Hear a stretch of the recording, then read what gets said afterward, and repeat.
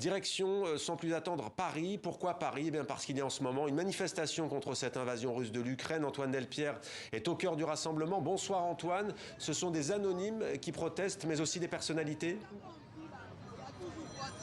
Oui, effectivement, après d'autres capitales, ici aussi à Paris, eh bien, les ressortissants ukrainiens se mobilisent après une première manifestation ce midi devant l'ambassade de Russie. Ils sont plus de 1000 personnes ici rassemblées ce soir dans le centre de la capitale française pour dire leur opposition, leur colère face à cette offensive lancée par le Kremlin, pour dire aussi leur désarroi, leur inquiétude, car tous ici ou presque ont un ou plusieurs proches au pays et pour lesquels ils craignent le pire. Je pense par exemple à Léna que nous avons rencontrée. Elle et son mari travaillent depuis plusieurs années en France. Son mari qui est reparti en Ukraine, tout d'abord pour mettre leur fille à l'abri des combats car elle vit toujours là-bas, mais aussi parce que la semaine prochaine il est mobilisé par l'armée ukrainienne. Je pense aussi par exemple à Yuri que nous avons rencontré ce matin devant l'ambassade de Russie. Il a 45 ans et cela fait 9 ans qu'il travaille à Paris.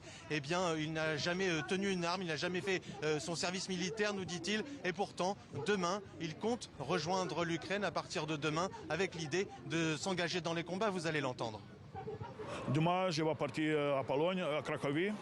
Et après, on verra comment je vais entrer. Je ne sais pas, parce que l'avion, le ciel, c'est tout fermé. Il n'y a pas d'avion, rien du tout.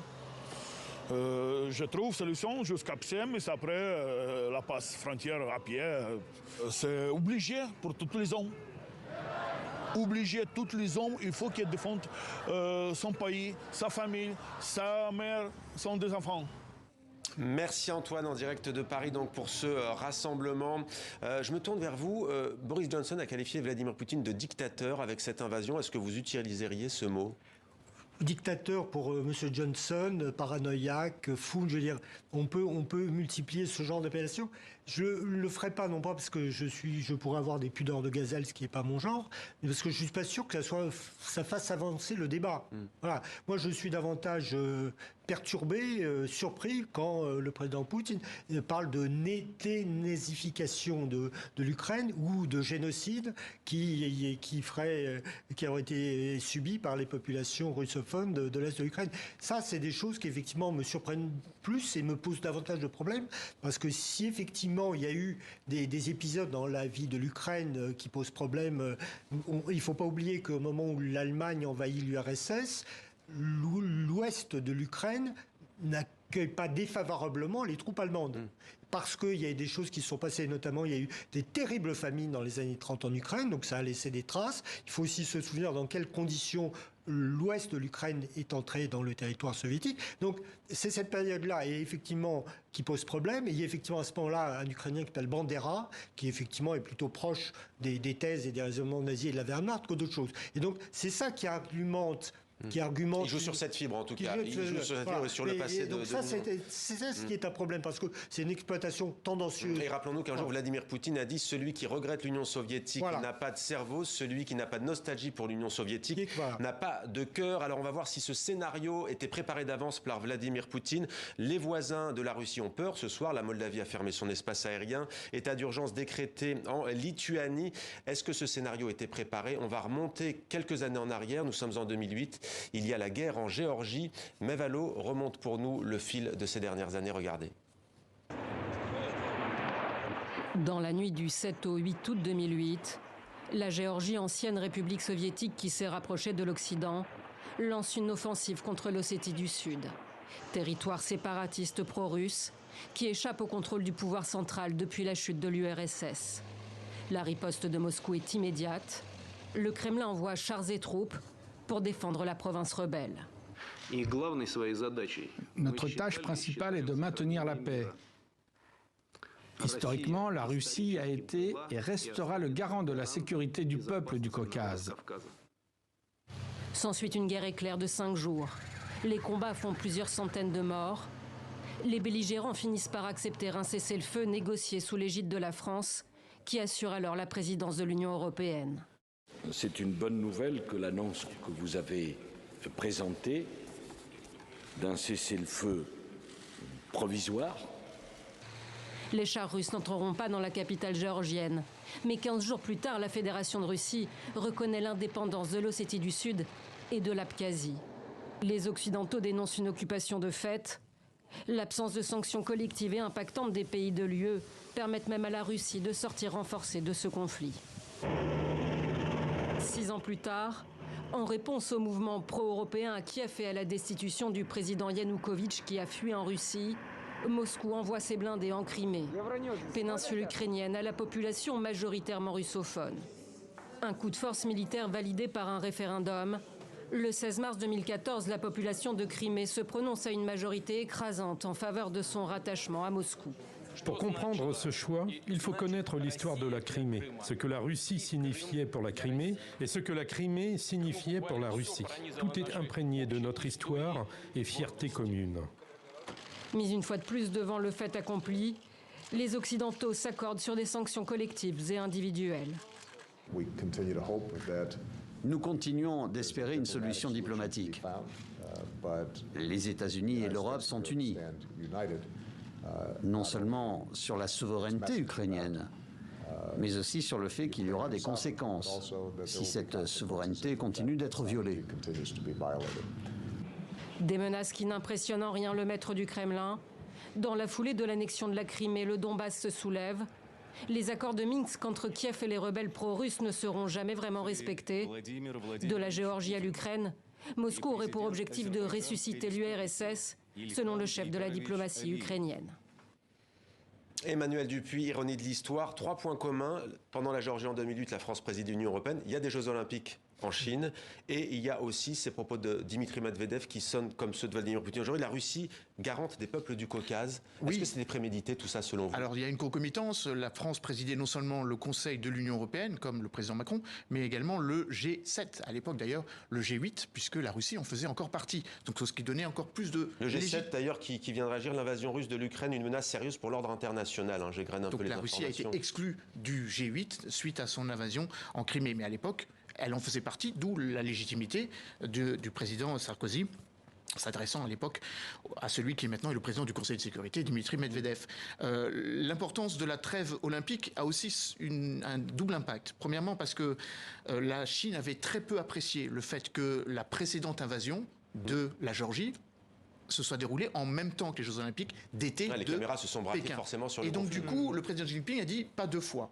Il ne vous aura pas échappé que le président Xi Jinping a attendu les Jeux Olympiques. Mais du coup, est-ce que c'était selon vous, dans la tête de Vladimir Poutine, qui est au pouvoir, disons-le, de façon ininterrompue depuis le départ de Boris Yeltsin, est-ce que c'était préparé? Et pourquoi d'ailleurs? D'ailleurs, c'est une... On pourrait ajouter la Transnistrie aussi, vous me disiez. La Transnistrie, c'était précédemment, donc avec la première étape. En 1992. Mais si l'on regarde une carte, je ne sais pas si vous avez la possibilité de le regarder, que ce soit par le biais de l'invasion ou de l'annexion, la Crimée, les 2 oblats indépendantistes de Louhansk et de Donetsk, ou la Transnistrie. On rajoute l'Abkhazie et l'Ossétie du Sud, et on rajoute aussi la présence des soldats russes en Arménie, puisqu'ils sont prépositionnés de base, 5000 hommes à peu près, depuis le cessez-le-feu de novembre 2020 entre l'Arménie et l'Azerbaïdjan. Déjà des mais donc c'est quoi? Mais c'est quoi? C'est un front contre l'OTAN? C'est ça? C'est une zone tampon? C'est ressusciter un espace, le monde russe, l'étranger proche, avec la volonté de prendre par défaut la communauté internationale et l'OTAN. Je précise que le président Vladimir Poutine, au moment où il accède à la présidence, a créé une sorte d'OTAN du monde russe, s'appelle l'OTSC, l'Organisation du traité de sécurité collective, avec un article 4, qui est l'équivalent de l'article 5. Le président Poutine ne cesse de dire que quand les pays font appel à la solidarité russe, quand ils se sentent agressés, la Russie répond. Le dernier exemple en date, le Kazakhstan, le président Kassim Djokaev a appelé les peacekeepers russes et ils sont venus dans la nuit. C'est cet article qui a joué. Alors on va voir juste un dernier point. Il faut qu'on aille voir l'OTAN, allez-y. Justement par rapport à l'OTAN. Le président russe dit l'OTAN ne fonctionne pas car l'article 5 n'est jamais mis en application. Moi, quand j'ai le sentiment que mes partenaires sont appelés, on a compris. Mircea Diona, merci beaucoup d'être avec nous. Vous êtes secrétaire général délégué de l'OTAN. La question, elle est simple. Que pouvez-vous faire, que peut faire l'Alliance Atlantique aujourd'hui face à cette invasion russe de l'Ukraine? Bon, c'est une guerre de choix. C'est une guerre qui n'a pas été provoquée ni par l'Ukraine ni par l'OTAN. C'est le choix du président Poutine de jeter sa relation avec nous, malgré les efforts diplomatiques très appréciés du président de la République, du chancelier allemand, de nos dirigeants. Donc ils ont choisi de faire la guerre. Après des décennies, ils croient qu'ils peuvent retourner l'histoire de l'Europe. Alors concrètement, je réitère ma question, Mircea Geona, que comptez-vous faire? Que peut faire l'OTAN? On a le sentiment que vous êtes totalement impuissant face à la Russie. Je ne suis pas d'accord avec vous, avec tout le respect.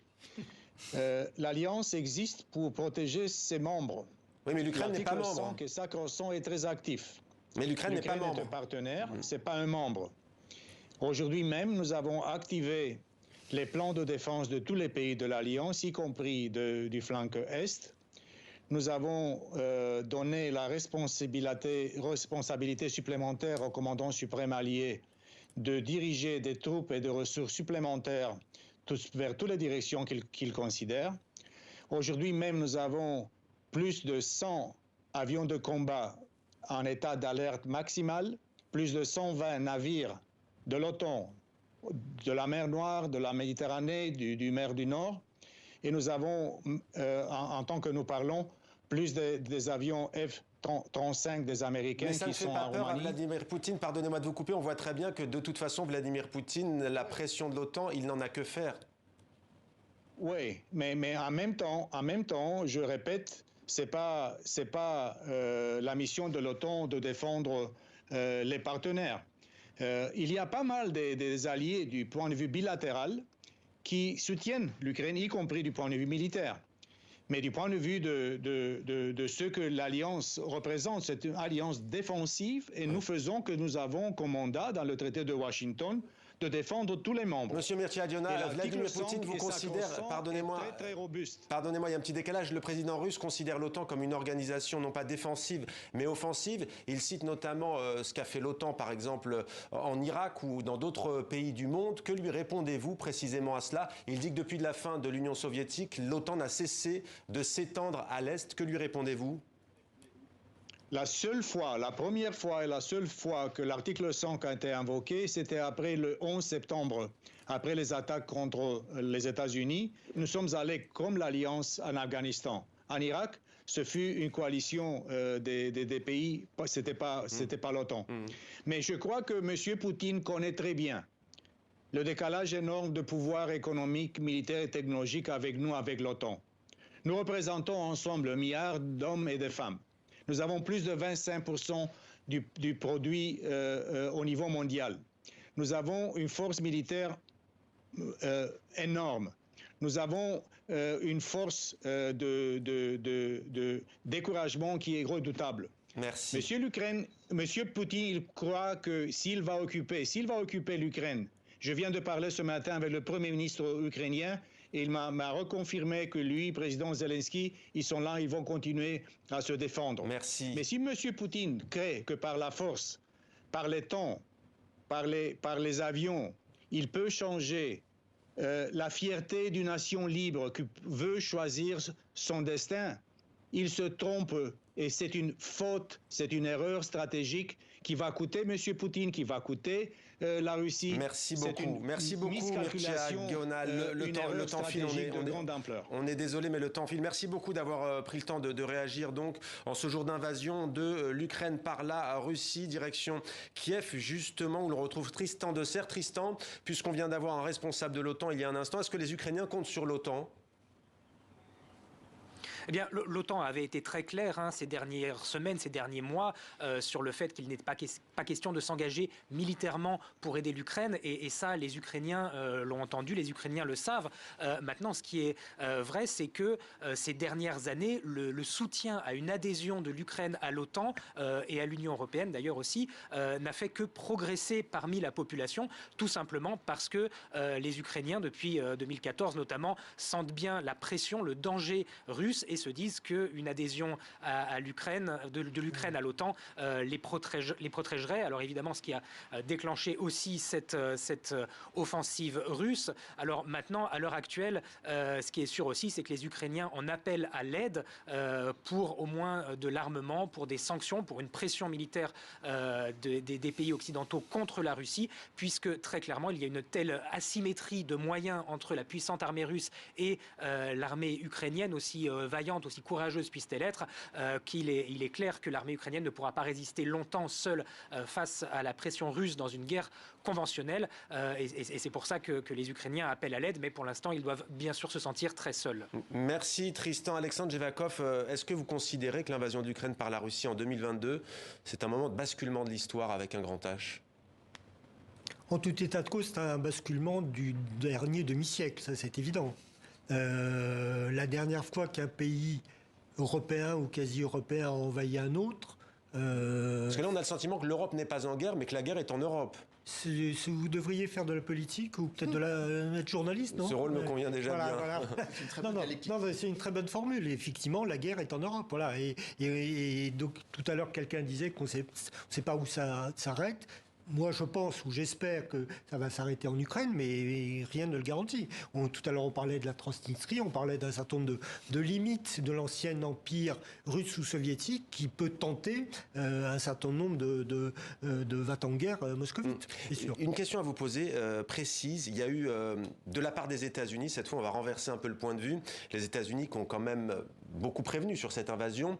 Il y a eu l'anticommunisme, il y a eu ensuite, à partir des attentats du World Trade Center, un ennemi qui était l'islamisme politique et le djihadisme. Est-ce qu'aujourd'hui, l'ennemi déclaré des États-Unis et de l'Occident, c'est la Russie, et c'est plus, par exemple, des groupes comme Daesh ou comme Al-Qaïda? C'est l'un et l'autre, mais je pense que votre question devrait nous amener vers le scénario catastrophe que tout le monde craint. Car après la Russie, c'est la porte ouverte vers une invasion de Taïwan par la Chine. Alors ça fait évidemment particulièrement craindre le changement de paradigme. C'est-à-dire que à partir du moment où l'on voit que l'article 5 est évoqué, Mircea Joana est roumain, il devrait le savoir, lui qui est voisin d'un pays qui vient juste de bafouer nos principes de sécurité collective. Ne perdez pas nos téléspectateurs, pourquoi Taïwan ce serait un autre cas? Tout simplement parce que la Chine voit bien que la communauté internationale ne lèvera pas plus le petit doigt pour défendre l'île face à une invasion qui, je rappelle... En même temps, est-ce que je peux peut-être, je vais en choquer peut-être plus d'un, mais pourquoi est-ce que la Russie ne ferait pas ce que les États-Unis ont fait? Les États-Unis ont envahi l'Irak, les États-Unis ont envahi l'Afghanistan, les États-Unis... Non mais c'est une question que celles et ceux qui nous regardent se posent. Oui, si on crée un ordre mondial, il faut aussi que chacun soit soumis à la même... Les Américains n'ont pas envahi l'Irak. Les Américains sont allés en Irak parce que... avec un prétexte fallacieux. Un prétexte fallacieux qui a été quand même validé à l'ONU. C'est l'honneur de la France de ne pas l'avoir accepté comme tel. Souvenons-nous de Dominique de Villepin en février 2003. En Afghanistan, ça a été rappelé par Mircea Joana, seule utilisation de l'article 5, 15 jours après le temps de latence pour que les talibans livrent Oussama Ben Laden, c'est une résolution onusienne qui permet le déploiement des armes. Alors que là, c'est quand même un petit peu différent. Il n'y a aucune résolution onusienne. Bien sûr, c'est en dehors de tout cadre, on va dire. Le paradoxe est absolu, puisque c'est la Russie qui préside le Conseil de sécurité pour encore 6 jours. Merci. Là, cette partie est terminée. Merci beaucoup, Alexandre Jevakov. Merci, Emmanuel Dupuis, de nous avoir donné des clés de compréhension